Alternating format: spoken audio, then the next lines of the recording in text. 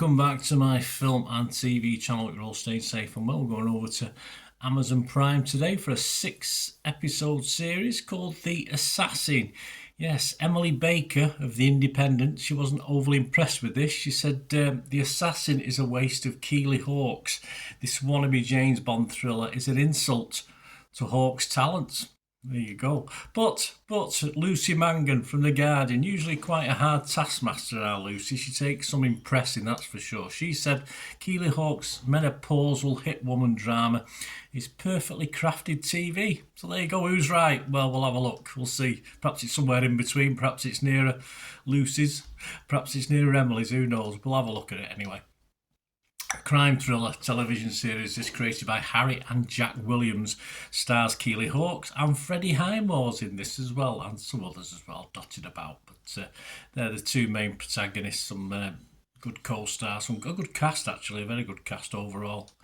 Which is nice to see in something UK based. We don't always get great actors. What's it about? Well, secluded on a remote Greek island and armed with questions around new information on his paternity, Edward battles to find the right time to speak to his frustratingly distant mother. They are a bit strange, these, to kick off with, and probably throughout, actually. Julie, when the moment finally presents itself, things take a deadly turn as Julie's dangerous past catches up for her, forcing the two of them to flee the island and go on the run together. Yeah, nothing new, particularly new in the synopsis, but I like a little bit of action thriller. From there, Edward's quest for truth clashes with Julie's secrecy, whilst they are forced to work together in a fight for survival, testing their dysfunctional relationship to its limits. I think that's where this fails or succeeds, the chemistry between these two main characters. And there is some, even though it's not classed as a comedy, there's some really good humour amidst the brutality and fight action. It certainly gets off to a very brutal start in episode 1, which perhaps, isn't sort of... is odd with the sort of style of the series for me anyway, but we'll talk about that. Keeley Hawes and Freddie Highmore are a great pairing. I think they work really well together. The chemistry, the humour works. Some people are critical of it, saying it's a bit low, just not good enough basically. The script for Keeley Hawes or Freddie Highmore, I'd have to disagree. I think it gave them a good link up in this, and quite enjoyable to watch. And when they're apart as well, they seem to carry any scenes they're in as well. Away from the leads, we've got some good support throughout this. As I said, lots of good actors as well. And it's a good someone from Neighbours there as well. I think there was a guy from Neighbours, or it might have been Neighbours, but I used to watch it many moons ago. But anyway, and it's an interesting story because there's different threads to it. You go from different places. You go from grotty prisons to the Greek islands and stuff. So there's 3 or 4 sort of setups, if you like, and you know that eventually, more or less, got to all come together. But at least over the 6 episodes, it's an interesting path to get there. You do expect conspiracies everywhere because quite early on, you don't quite know who to trust. not any of them, really. You question all the characters, even the seemingly innocent ones. You just think they're up to something. And this sort of keeps adding to the pleasure of watching it because you're trying to decide. It's not a very highbrow. It's not it's not very you don't have to think too much about it. It's just. And they keep adding to it as well. They keep adding other characters to it, so it all adds mix it up, and as it progresses, so it all keeps very interesting without getting too confusing, which is good for me with my addled old brain. Some great settings, of course, as we theoretically travel across half the world. Well, Europe and the Middle East, anyway. But probably shot all in one place. But there you go.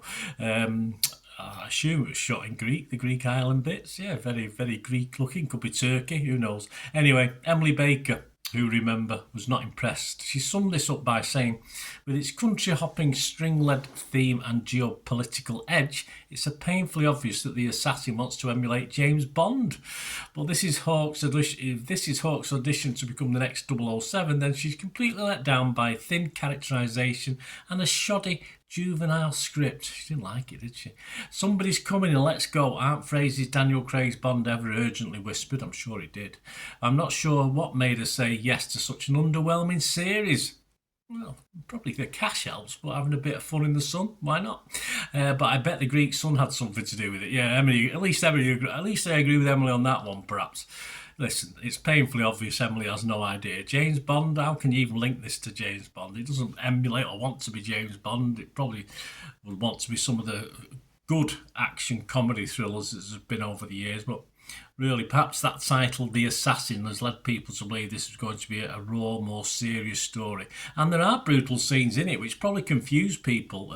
It sort of confused me, but I sort of took it as it is, and it was always going to be lighter. You could tell very, very early on the comedic element to this, so you knew it was going to be a bit lighter anyway. I didn't expect anything too serious. And it just became an easy throwaway watch. And yeah, I binge watched it. I watched it all literally in one go. I think I watched 5 episodes in one go, and then the final episode just because I ran out of time to watch it after the 5th. So I watched it, I basically binge watched it and enjoyed it. I never felt like reaching for my phone and messing about on it. I was quite enjoying the series as a whole, but it's just a pleasant 6 hours. Yeah, it's at times silly watch, but good fun. And back to our cheerleader. I want to end on a positive, which I've tried to be, other people perhaps not. Lucy Mangan, who seems to get this. She gets this and she sums it up, gives it 5 stars and sums it up by saying, it's so much fun. Hawkes is so good, so funny. Highmore so nimble, perfectly pitched, and everyone else, including Gerald Kidd as villager Luca. Yeah, all right, Luca's okay. Who survives the massacre and follows the woman who is clearly his best hope of safety to the yacht, where they bond over middle-aged medication, turning in brilliant performances. Do not come looking for realism. Emily, please, do not come looking for realism or social commentary. Emily, you listening? Or anything else that clearly has no place here, or I will smash your head in with a rock. Yeah, because that's what you get. So you get a very light thing, and then all of a sudden violent. But there's nothing wrong in that.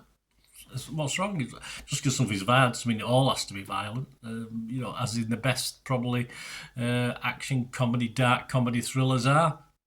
Like Julie does to her adversaries, this is Lucy again, especially if I've not replaced my HRT patch on time. Consider yourselves warned, yeah. And I think you have to be warned. I think it's spot on what Lucy said there. It's a series that just wants to have a bit of fun.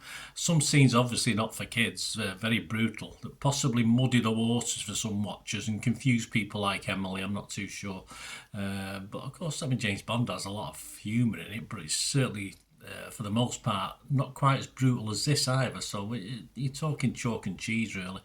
But I think this gets away with it. I think this gets away with that mix. I was quite prepared for it because you get an early start to know there's action, you get an early start to know there's humour, then you get a bit better start to know it's going to be quite brutal in parts. So you know what's coming by episode 1. So if you stick through episode 1 and enjoy it, there's no reason why you shouldn't enjoy the rest of it. And the 6 episodes flew by for me. Daft, silly, brutal, but I liked it. Simple as that. Not a lot of scores out there. We've got Rotten Tomatoes, just 6 critics, 5 are fresh, 1 rotten. That's fair enough. Internet Movie Database, just 166 scores and reviews as I'm doing this on the 26th of July 2025. And it's getting a score that probably might drop a little bit over time, but I think this will score anywhere from 6 upwards. It's currently, with Internet Movie Database, at 6.5. I think I enjoyed it, like Lucy, a bit more than some others will. I did think about recommending it to my good lady, but I don't think she'd particularly like it. The brutal bits and stuff, and it's just a bit too action comedy-ish for my good lady. But if you want a bit of fun with a bit of brutality thrown in, a bit of blood and gore and smashed heads with rocks and chopped off things, it's fine. It's absolutely fine as long as you know what you're letting yourself in for. And I think if you get through episode 1 and enjoy it, I think you should enjoy the rest of it. So I'm going to give it a 6.5, which is my very watchable score, 6.5 out of 10.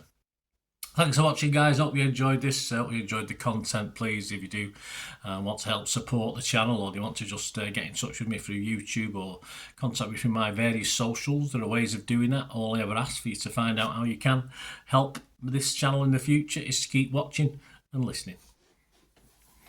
Again, hope you enjoyed the feature, guys. Thanks for watching. Please, if you did enjoy the content, please like, give us a thumbs up, and if you've not already done so, press that subscribe button. If you've not already subscribed, that'd be wonderful. It's free to subscribe, absolutely free.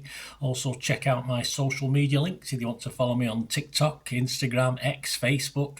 They'll all be in the description below. And my special thanks to supporters of the channel, yes, Piat6505, who have an eBay shop selling film and TV memorabilia, including posters, books, magazines. There'll be a link again in the comments section. And if you're into your football, don't forget my football stuff on Manchester City, for general football fans, but mainly City fans, of course. Or if you know someone who might enjoy that, give them a kick in my direction. I'll be very, very grateful. And as ever, guys, comments on this feature is wonderful. Anything to do with film and TV is always very, very welcome. It's great to talk film and TV. I thank you guys for your support. Stay safe, everyone.